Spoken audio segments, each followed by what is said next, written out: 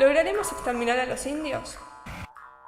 Por los salvajes de América siento una invencible repugnancia sin poderlo remediar. Esa canalla no son más que unos indios asquerosos a quienes mandaría a colgar ahora si reapareciesen. Lautaro y Caupolicán son unos indios piojosos, porque así son todos, incapaces de progreso. Su exterminio es providencial y útil, sublime y grande. Se los debe exterminar sin siquiera perdonar al pequeño, que tiene ya el odio instintivo al hombre civilizado. Domingo Faustino Sarmiento.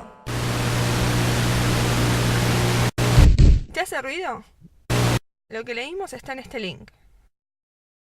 Podés encontrar también otras publicaciones de Sarmiento. Busca esta y otra información y saca tus propias conclusiones.